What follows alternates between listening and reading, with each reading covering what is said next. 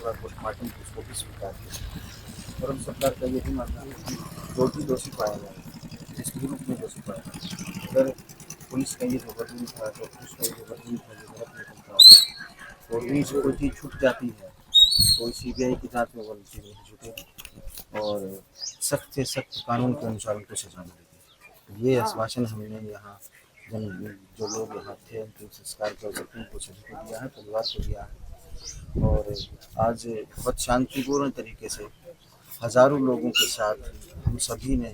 उस बहन को अंतिम विदाई दी। एक अधिकारी के तौर पर प्रथम दृष्टया आपको कुछ लगता है कहीं पे कुछ तो लेख रही है? देखिए, एक अधिकारी के तौर पे मेरे लिए ये कहना बहुत मुश्किल होगा कि कहाँ कोई चूक रही होगी, लेकिन यही हम साझे रूप में ये स्वीकार करते हैं कि हो सकता है किसी न किसी बिंदु पे कोई चूक रह गई हो और वो चूक हमें ना पता चली हो, हम नहीं देख पाए हों उसे। इसीलिए इस जांच को लिया गया है, मुख्य जांच को लिया गया है कि सीबीआई हर चीज़ को दूध का दूध और पानी का पानी करके आपके बीच में। रेंज की रिपोर्ट के बारे में हमें ये जानकारी नहीं है कि उन्होंने क्या रिपोर्ट दी है। वो बहुत गोपनीय रूप में जहाँ जिसको जमा हो जाना चाहिए था वह जमा है और जब भी सीबीआई को ज़रूरत पड़ेगी उसकी वो रिपोर्ट उनके समक्ष प्रस्तुत। धन्यवाद। सीबीआई कोई अधिकारी जैसे ही कोई जांच सीबीआई तक जानी होती है उसमें हमारे होम सेक्रेटरी पत्र भेजते हैं सेंटर को कि हमारा ये जो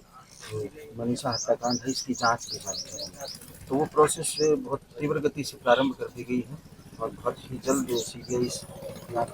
अब अपने तरीके से एक एफआईआर अलग हो जाएगी और उस एफआईआर के बिना के ऊपर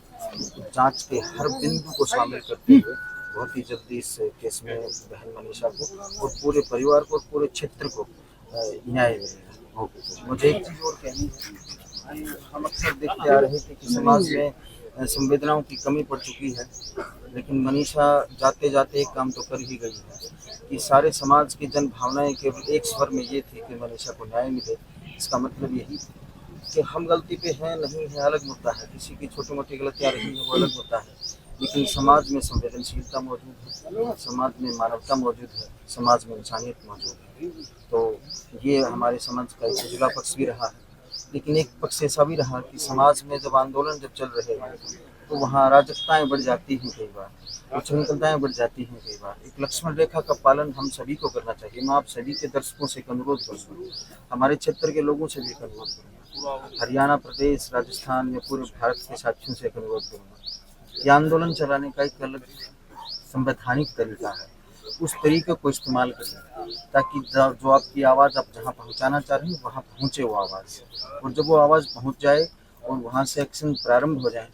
तो फिर अपने आंदोलन को धीरे धीरे वापस ले लेना चाहिए। कहीं ऐसा ना हो कि वो अराजकताएँ और वो उच्छृंखलताएँ वो हिंसा पूरे समाज की दिशा और दशा को बदल दें और सारी व्यवस्थाएं सारे उद्देश्य ही बदल दें और फिर सरकार को, प्रशासन को, पुलिस को उसे समेटने में अपना समय लगाना पड़े और जो मूल उद्देश्य है वो भटक जाए। मैं आपसे अवश्य यह अनुरोध करूँ।